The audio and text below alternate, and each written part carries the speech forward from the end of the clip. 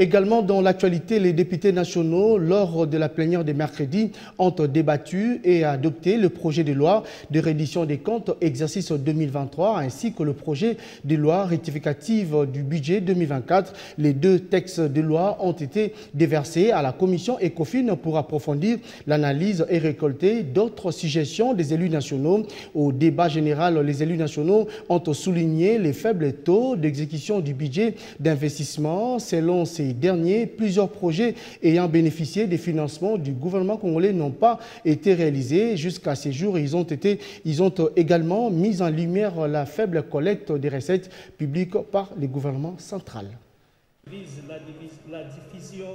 L'Assemblée nationale a jugé recevable le projet de loi portant sur la reddition des comptes pour l'exercice 2023 ainsi que le projet de loi rectificative du budget exercice 2024. Lors de la séance plénière dédiée aux réponses aux préoccupations des députés, le ministre d'État en charge du budget a présenté et défendu le projet de loi rectificative de l'exercice budgétaire en cours et levé tout malentendu concernant les inquiétudes relevées.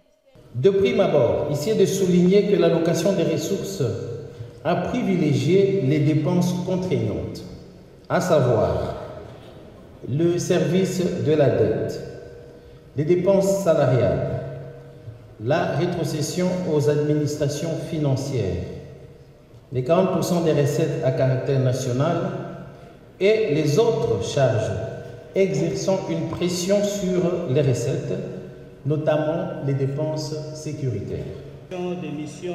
Concernant le projet de loi portant reddition des comptes de la loi des finances exercice 2023, le projet a été présenté par le ministre de Finances, Doudou Fouamba. Il en ressort que la mobilisation des recettes a été réalisée à 91,22% par rapport aux prévisions contenues dans la loi. La situation économique que nous avons traversée dans notre pays n'a pas permis à ce que votre gouvernement puisse réaliser les minima qui sont inscrits dans la loi des finances de l'exercice.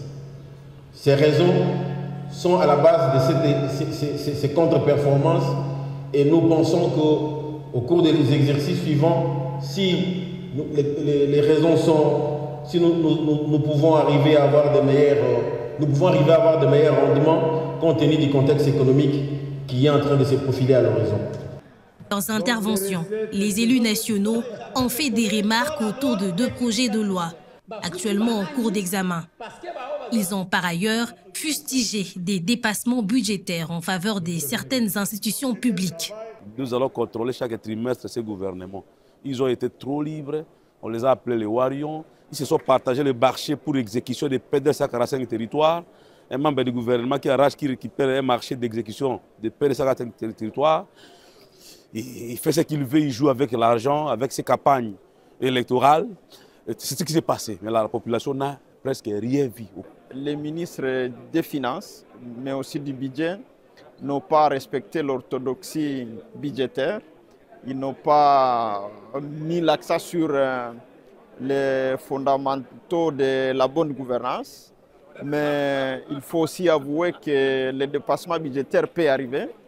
Et les honorables députés de l'Assemblée nationale ont émis des recommandations pour que dans les lois prochaines, surtout de l'année 2024, mais aussi 2025, que nous évitions des dépassements budgétaires exagérés.